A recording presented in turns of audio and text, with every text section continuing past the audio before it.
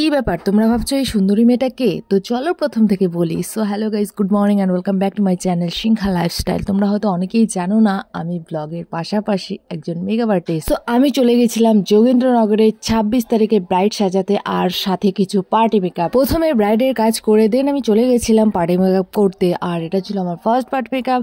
দেখতে পাচ্ছ মেয়েটাকে কেমন লাগছে অবশ্যই কমেন্ট করে জানাবে কেমন লাগছে। আমি এখানে 4টা পার্টি মেকআপ করেছিলাম, তারপর তোমরা দেখতেই পারবে। আর হ্যাঁ, একটা কথা বলে দিই, যেমন টাকা তেমন কাজ, সেটা পার্টি মেকআপ হোক বা ব্রাইডের ক্ষেত্রেই হোক না কেন, তোমরা যেমন টাকা দিবে তেমন কিন্তু প্রোডাক্ট ইউজ করা হয় আর তেমন ফাইনাল লুকটা আসে। তোমরা ভাববে না যে হ্যাঁ এত টাকা দিয়ে আবার এত মানে খারাপ সাজিয়েছে, না, সেটা টাকার উপর নির্ভর করে যে তাকে কেমন সাজানো হবে বা কেমন প্রোডাক্ট ইউজ করা হবে, তারপরে সেই ফাইনাল লুকটা চলে আসে।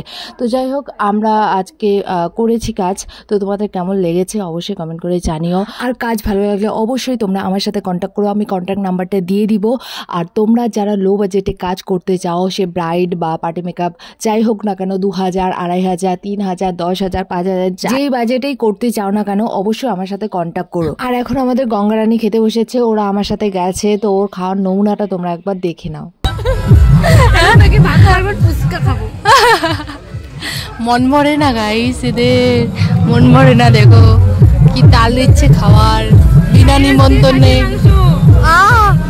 একটু ইচ্ছে ফুড ব্লগ, একটু মাংসটা এইভাবে নেই এরকম করে বুঝি নে। হ্যাঁ দেখো গাইস, এখন গঙ্গা খাসির মাংস দিয়ে ফ্রাইড রাইস খাবে। হ্যাঁ নে, তারপরে কিন্তু বলবি অমৃত হয়েছে।